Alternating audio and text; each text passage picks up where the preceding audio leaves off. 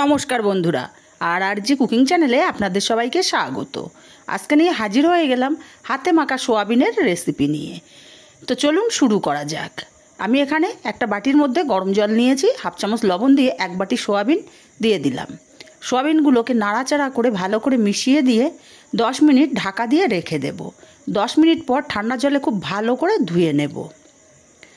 খুব ভালো করে 4-5 বার জল পাল্টে ধুয়ে সোয়াবিনগুলো নিংড়ে নিয়েছি। এবার একটা কড়াই গ্যাসে বসিয়ে খুব ভালো করে গরম করে এখানে 3 চামচ পরিমাণে তেল দিয়ে দিলাম। তেলটাকে খুব ভালো করে গরম করে নিয়ে গ্যাসটাকে অফ করে দিয়ে তেলটা ঠান্ডা করে নিয়েছি।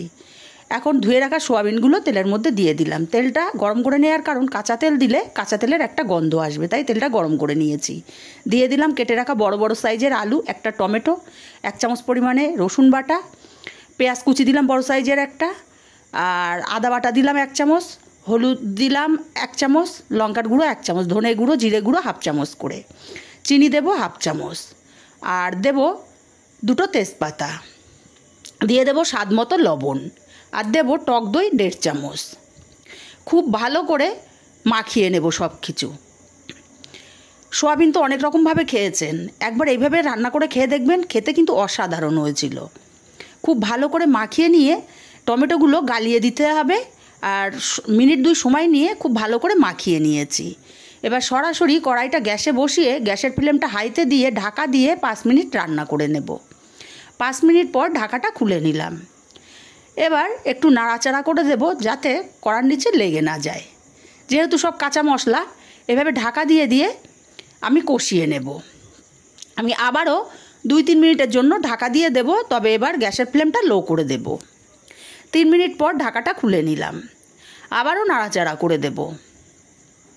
বারবার একটু ঢাকাটা খুলে নেড়ে চেড়ে দিতে হবে যাতে কড়ার নিচে লেগে না যায়, লেগে গেলে পোড়া একটা গন্ধ চলে আসবে।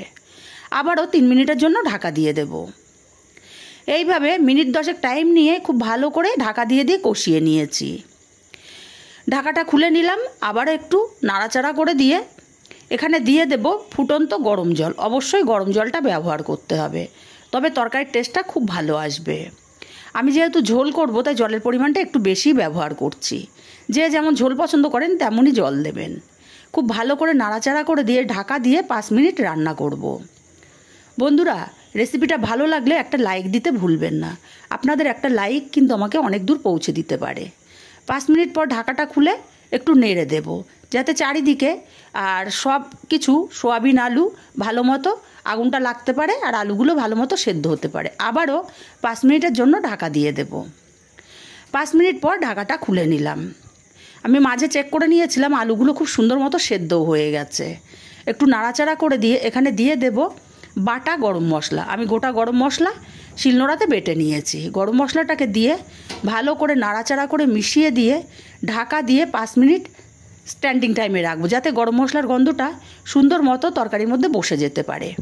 5 মিনিট পর তৈরি হয়ে গেল আমার দারুণ স্বাদের হাতে মাখা সোয়াবিনের রেসিপি। রেসিপিটা কেমন লাগলো কমেন্ট করে জানাতে ভুলবেন না। ভালো লাগলে কাছের আত্মীয় স্বজন বন্ধুবান্ধবের কাছে শেয়ার করতে ভুলবেন না।